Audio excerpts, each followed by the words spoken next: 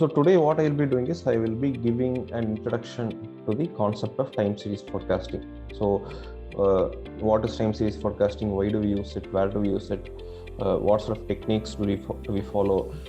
What other operations do we perform on time series data and so on?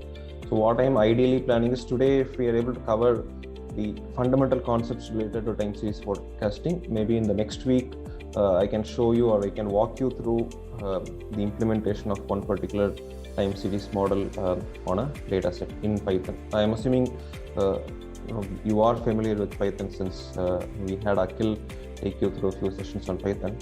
So we can do that next week. But for today, it is theoretical in nature, and I'll be taking you through the basic concepts involved in time series forecasting.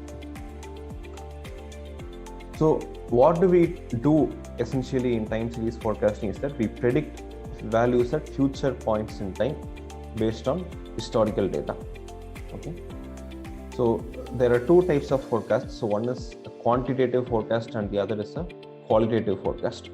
Quantitative is where you work with the data, use some algorithm or certain method or technique, and then statistically you estimate the future time period values. So that is the quantitative time series forecast. Qualitative is where you use your experience and gut feeling, and then you will have some other inputs from other stakeholders involved in the process. So based on all this, you make a judgment call or an estimate on what would be the value of value in the future. So for example, a lot of companies do that as part of the sales and operations planning exercise. So though there is a quantitative forecast involved, they know from their previous experience as to how many they will sell and so on, or what is the revenue that they could possibly achieve based on market conditions and everything. So they will apply these judgment calls and adjust that quantitative estimate. So that is what we call as a qualitative forecast. So typically, if you see the time series data set, it has only two columns. So first column will be the time. So it could be like daily or weekly or monthly. So it could be something like the exact dates, or it could be like week 1, week 2 and so on, or it could be the month and year. So that would be the first column, and the second column will be the actual value for which you are trying to make the forecast. So typically any time series data, this is what it involves. This is what we call as the univariate time series forecasting, since there is only one variable involved. And of course, obviously the target variable is a continuous variable. So if you just look at the picture on the right, if you plot the time series data, this is what it will look like. So on the x-axis you will have time period, and on the y-axis you will have the value of the dependent variable. And these values are measured at equal intervals of time. So the data can be at a constant frequency only. It can either be everything will be daily, or everything will be weekly, or everything will be monthly and so on. So it cannot be something like for a few of the data points you have daily frequency, for the remaining data points you have a monthly frequency. That is not possible. So always take care to know that the values are measured at equal intervals of time. Examples are stock prices of commodities, petrol, diesel, or any other commodities such as steel, rice, or whatever, and currency value, product demand, population. So these are all data sets which are openly available, and if you just download, so for example, stock price data, right? You go to moneycontrol.com or something, you type in the name of a company, you can download the stock price data, and typically you will have only these two columns. First column will be the date or time, and the next column will be the value of the stock. So these are certain examples of time series data sets, and in all of these examples you can use those time series forecasting methods to estimate the value at a future point in time. So basically you can think of time series as a kind of an extrapolation technique. So certain points to note when you are dealing with time series data.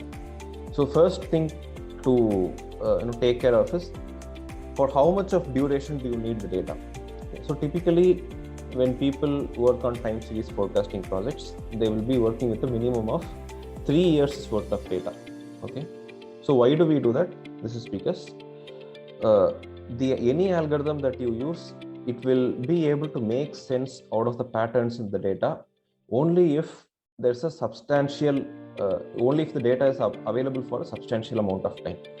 So why do they say 3 years? Because 3 years is a sufficient amount of time for any kind of patterns or seasonality or trends to be reflected adequately in the data. So that is why we say you require a minimum of 3 years data for the time series forecast.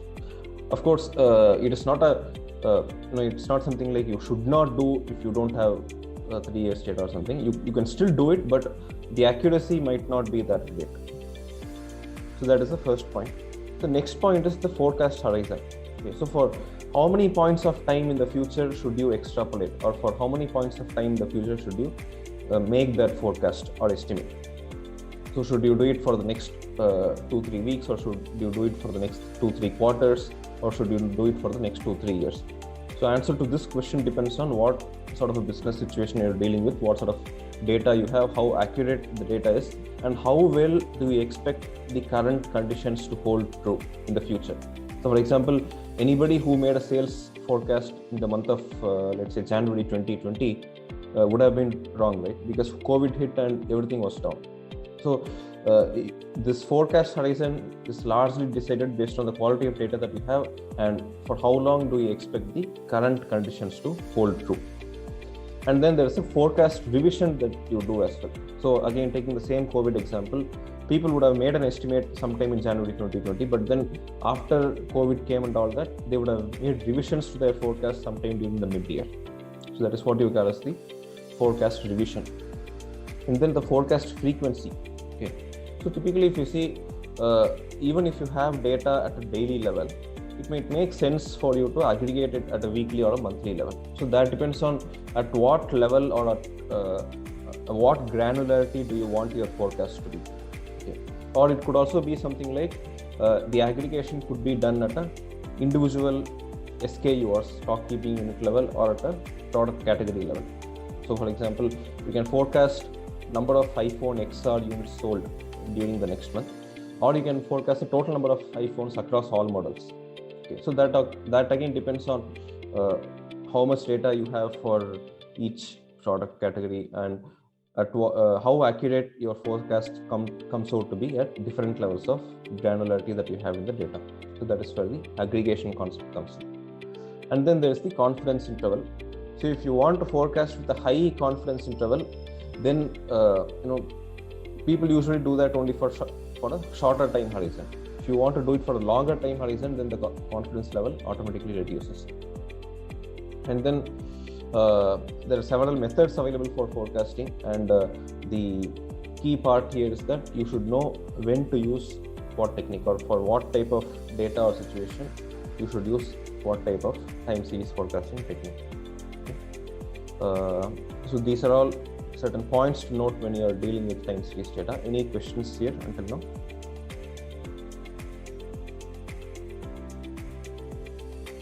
Okay, let me move on to the next slide. So if you take time series data, typically it will have 4 components or 4 parts to it. So the first one is what we call as the trend. So the trend is basically saying whether the value has increased or decreased over time. Okay. So typical example of this is the trend of petrol prices in our country. So some 15-20 years back, the petrol price used to be, I think the diesel price used to be some 35 rupees and the petrol price used to be 40 rupees or something. Okay. And after that, all of us know that it has only been increasing, right? Now it has crossed 100 rupees. Okay. Of course, there are slight fluctuations in the daily prices. It might increase by some 20 paise or 30 paise. Suddenly it will decrease by 50 paise and so on. But you leave these fluctuations aside. If you just look at the general trend of petrol prices in India, it has been increasing only. Okay. So look at this picture here. Over all the years, though there are those minor fluctuations that you observe in the trend line, if you look at the overall trend, which is indicated by the straight line here, you will just get one straight line which has been increasing. So this is what we call as the trend. So this trend could either be increasing or decreasing. So typically, many of the world metrics you see, for example, the GDP of countries or world population or literacy rates and so on, mostly they will be showing an increasing trend only.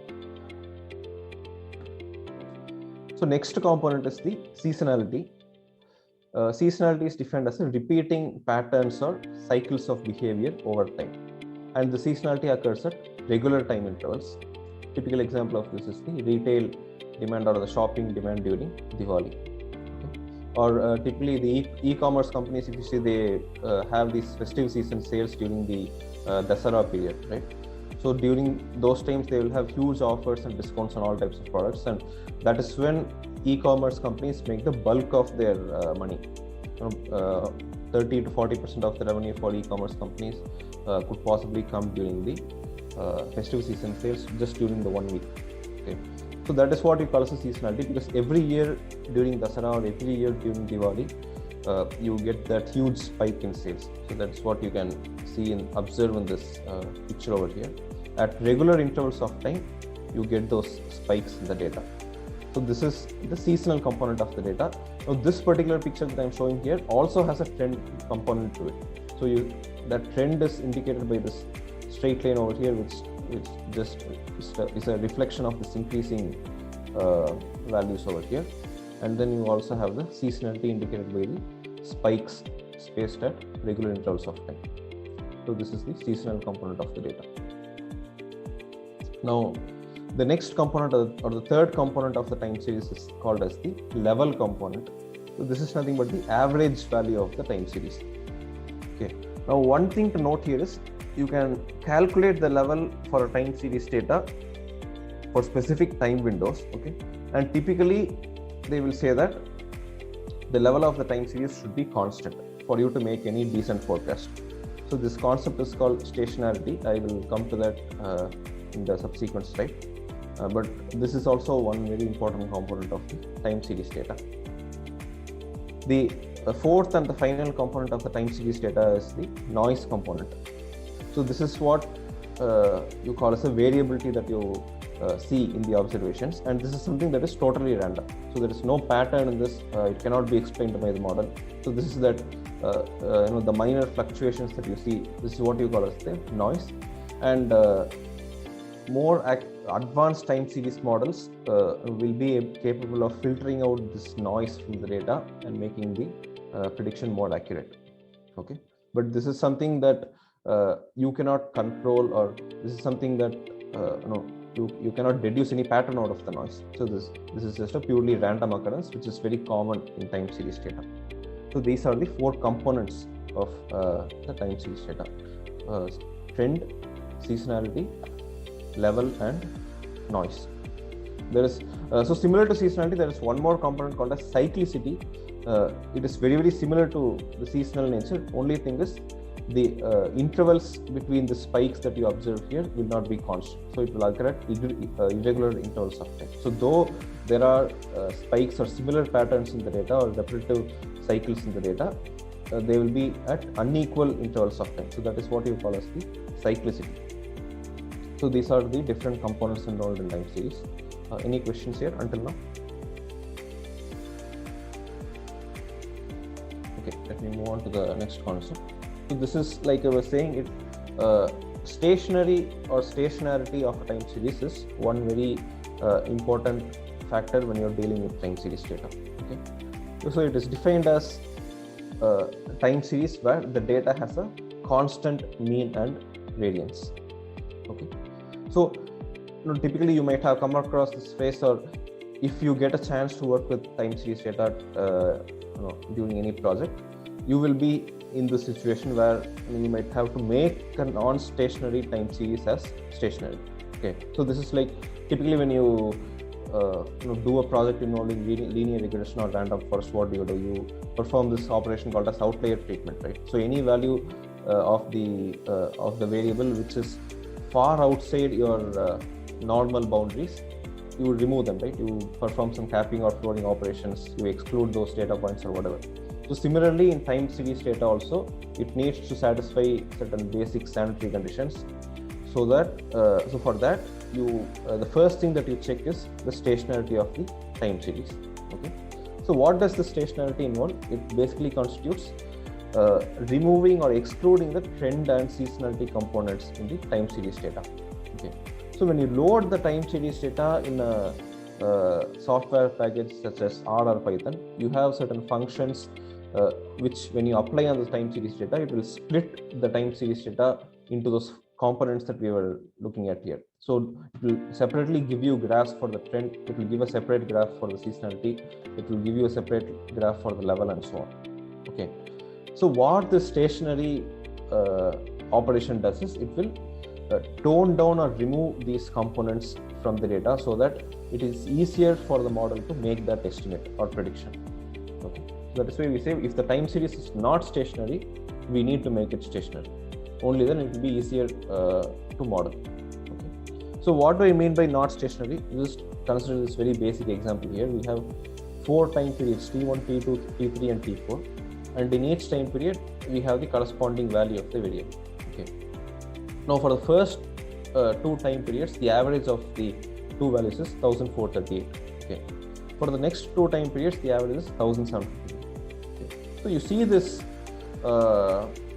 this average, there's a huge variation in this average, right? 1400 to 1700. So typically when your data shows an increasing trend or a decreasing trend, you get this huge difference in the average, and that makes your data non-stationary. Okay, so there's a way to identify this whether the data is stationary or non-stationary, and if in case the data is non-stationary, there are certain steps that you can take to make it stationary. Okay, so what are they? The first one is differencing. So differencing is nothing but taking the difference or subtracting the 2 subsequent observations in the data. Okay, so for example here if you see this, differencing would involve 1499 minus 1377. Okay. And similarly you can take a difference between 2101 and 1499, and then you can take a difference between 1405 and 2101. So when you calculate this subtraction, then that is a way for you to make the non-stationary data as stationary. And you can take this difference multiple times if required. Okay, so you do this difference once, you see you again check whether the data is stationary, and then if it's not stationary, then you do the difference again over the previously calculated difference. So like this you can calculate the first difference, second difference, third difference and so on until the data becomes stationary. That is one way to do it. The other transformation that you can apply is the log transformation. You can just simply take a logarithm to the base e of these values that you have here, and then you can model the time series on the logarithmic data and then make the predictions and then transform it back to the normal numerics. So that is what you call as the log transformation.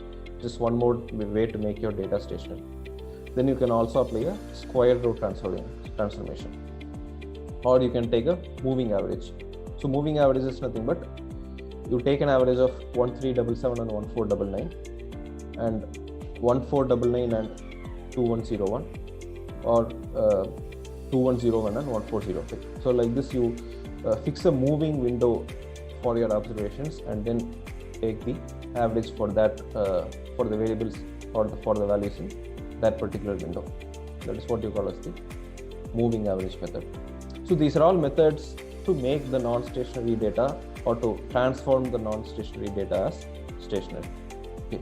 But how do you actually check whether the data has become stationary? So let's say you perform all these operations, then how do you check whether it is stationary? You use this test called augmented Dickey-Fuller test or ADF test. So in fact Jagadish was talking about hypothesis testing a few weeks back, and typically in hypothesis testing, if you remember, we have something called as the p-value, right? So and it goes something like this: if the p-value is less than 0.05, then you reject the null hypothesis. If the p-value is greater than or equal to 0.05, then you do not reject the null hypothesis, right? So similarly, you apply the same p-value concept over here, and you say that if the p-value after you perform the ADF test, if the p-value comes out to be less than 0.05, then you say that the data is stationary. If not, if it is greater than or equal to 0.05, then it is non-stationary. Okay. So the moment you get the time series data, what you should do is you ensure that there are no outliers or anything like that. You ensure that data is at equal intervals of time, and then you perform this ADF test. Okay.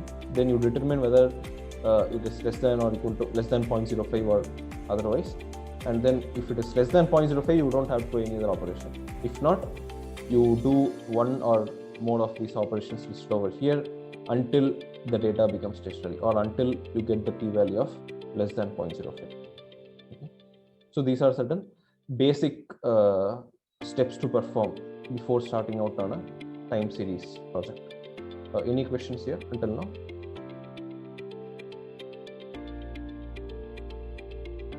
Okay, let me move to the next slide. So based on the interactions of the three components, so we'll just leave out the noise, just leave out the level component, but consider the other three components of trend, seasonality, and noise. Okay.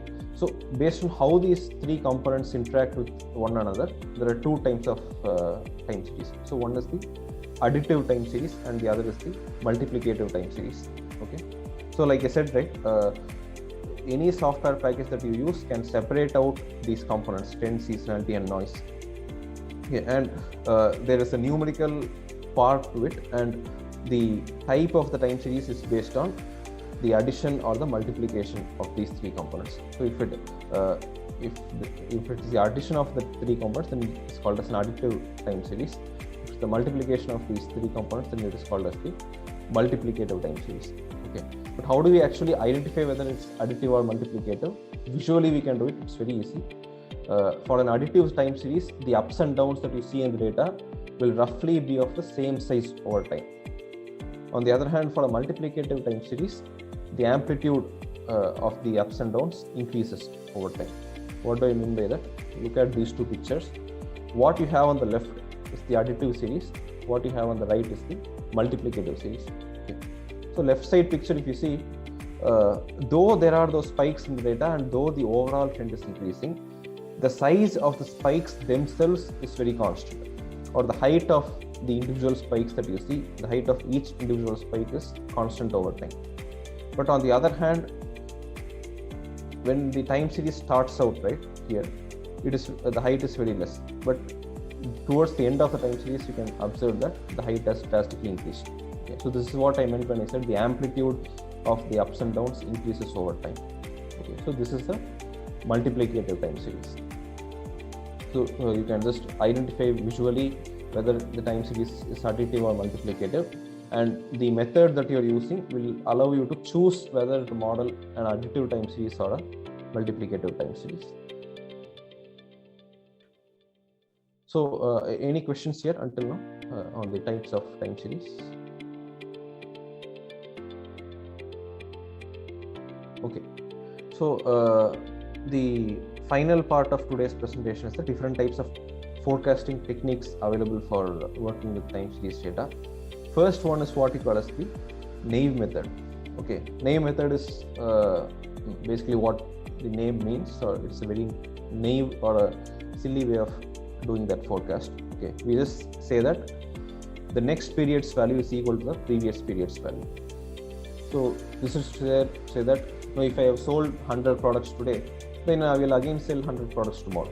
Okay, so this is the very simple way of estimating the future value. Okay, but this is suitable only when your data set is relatively stable. Okay, so maybe for example tea shop vendors, or if you are owning a very small kirana store or something, right? So there might not be a huge variation in your daily sales. Okay, to contrast that with something like an Amazon or Flipkart where there is a huge variation. Okay, so when there is not much of variation, when you know for certain that your sales or the revenue is going to be constant over time, then you can just go with the assumption that whatever you are going to sell next year will be the same as what you sold last year. Okay. Second method is the simple average, where you say the expected value or the value in the immediately succeeding point in time is the average of all the previously observed values. So simple average of the entire time series data you calculate, and then you would say that that is the value that I expect to sell during the next time period. So that is the simple average method. Then you have a little more advanced technique, which is the moving average technique. Okay. So here, like I said before, we take the average within a continuously moving or rolling window of n time periods. Okay. And this window size, basically the number of time periods that you consider in your moving average calculation, that can be changed as required. So basically you can do a trial and error and then you can see what works best for you or what gives you the right estimate. So for example, if you have data for the past 3 years, right? So the size of a window could be something like 1 quarter. Okay, so for 1 quarter, for each quarter, you take the average, and then quarter as in for each 3-month period, you can take the average, and then you can use that as an estimate for the future values. Or you can take values for 6 months. For 6 months, you can calculate the moving average and then forecast values. Okay, so you can appropriately you can change the window size as required. And one more enhancement that you can do to the moving average model is you can have weights to the observations. Okay, so for more recent observations, let's say you can give a 90% weightage. For the preceding observation, you can give the 80%, 10% weightage and so on. Just ensure that the weightages that you give add up to 100%. Okay, so like this, you can take a window of your desired size, and then you can have weights so that your forecast is a little more accurate than the naive method and the simple average method. So these are the basic time series forecasting techniques. Apart from this, we also have certain advanced techniques like the simple exponential smoothing model. Okay, so this also gives you a higher weightage to the more recent observations and lower weightage to the older observations. And the way the weights are assigned is they increase or decrease in the exponential manner. Okay, so that is where you have this parameter called as alpha, which is called as a smoothing parameter, which indicates the rate at which the weights decrease, and these rates decrease at an exponential rate. Okay, so if you try to use the exponential smoothing model in R or Python, what you can do is you can specify the value of alpha. You can give 0.5 or 0.6 or whatever, and see what works best for you. The next technique is the Holt's linear trend, which is an extended version of the simple exponential smoothing model. It allows you to forecast the data which has a trend component to it. So like basically I was saying that in case your data has an increasing or decreasing trend, you make it stationary and remove it, right? So for certain techniques, it is compulsory to do that. Okay, but if you use these kinds of specialized techniques such as the Holt's linear trend, then rather than making it stationary, you can just go ahead with this method because it has an inbuilt capability to deal with that complication. Okay, and based on the type of the trend, whether it's a linear trend or whether it's an exponential trend, you use the additive time series formula or the multiplicative time series formula. You have other techniques as well. The next technique is the Holt-Winter method, which is a more advanced form of exponential smoothing called as the triple exponential smoothing. Okay, and this is used when there is a large seasonal component in the data. Okay, and again here also based on the nature of the seasonal variations, whether it's high or low, you use the additive method or the multiplicative method. Next method is another commonly used method, which is called as the ARIMA or auto-regressive integrated moving average, and this is where it considers the assumptions regarding auto-correlations and stationarity. So auto-correlation is nothing but there should be no relationship between subsequent observations from the data. Stationarity is what we discussed a few slides back. Okay. So if you are planning to use the ARIMA approach on your time series dataset, then you have to perform that ADF test, ensure that your data is non-stationary and so on. Okay. So this ARIMA technique uses something called as the Box-Jenkins approach. So maybe these things in detail we can cover when I am walking you through the different models in Python. But these are the certain commonly used forecasting techniques today. Apart from these techniques, you also have certain advanced techniques. Okay? So there's something called as the unobserved components model or UCM, or the long short-term memory model or LSTM. So the difference is these two are multivariate techniques. Okay. So what do I mean by multivariate? Here, all these techniques that we have seen until now, the data set only has two columns. So first column being the time period, and the next column being the value of the variable, right? But here, the multivariate techniques, it has certain additional columns as well. So for example, if you consider petrol price, right? So say if you are trying to forecast the petrol price for the next 2 years. So you know that this petrol price also depends on the price of crude oil on the world market, and then other inflation factors and so on, right? So you can get this additional data as well, and then you can include this additional data in your UCM model or LSTM model, and thereby make your predictions more accurate. So this is where the advanced or the multivariate time series forecasting techniques come in. Any questions? Sai, in the simple exponential smoothing, actually there is a formula. What is that symbol called? Y? So y is nothing but the value of the target variable or the dependent variable. So it says yt plus 1, right? So t indicates a particular point in time. So the value of the next time period, right? That is t. So assume that you are in today is time t. Okay. So tomorrow is time t plus 1. Okay. So if you want to predict the price for tomorrow, the tomorrow's price t plus 1 is equal to alpha into today's price yt plus alpha into 1 minus alpha into yesterday's price. Okay. That is yt minus 1 plus alpha into 1 minus alpha whole square into yt minus 2 is day before yesterday's price, and so on. So the coefficient of this y component or y variable here, right? You see that this multiplication is where you call what you call as the exponential smoothing. So this so you put like 1 minus alpha whole square, then 1 minus alpha the whole cube. So like this it decreases the value of this alpha exponentially. What is alpha? It is nothing but the weight that you allocate to each observation. So how much weight you allocate to yesterday's observation, how much weight you allocate to day before yesterday's observation, and so on. So the older your data gets, the less weight you allocate for it, and that weight reduces exponentially. That is why the technique is called as exponential smoothing. Which one of these is the most accurate one, like leaving the advanced? Most accurate, there is no one-shot answer to that, because the accuracy of the method depends on the type of data or the patterns exhibited by the data. So for example, you have these trend and seasonal components, right? So maybe the Holt's linear method will be more suitable for a particular data set, and the ARIMA method can be suitable for a different type of data set. Okay.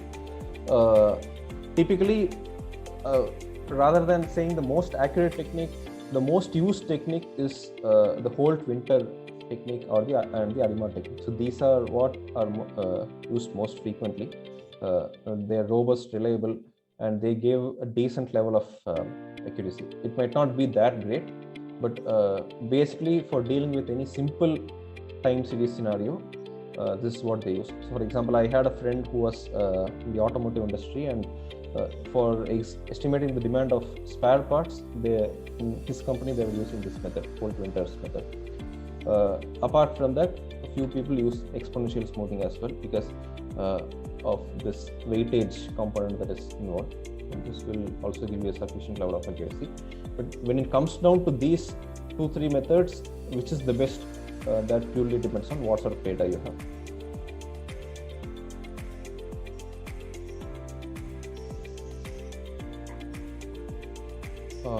Any other questions?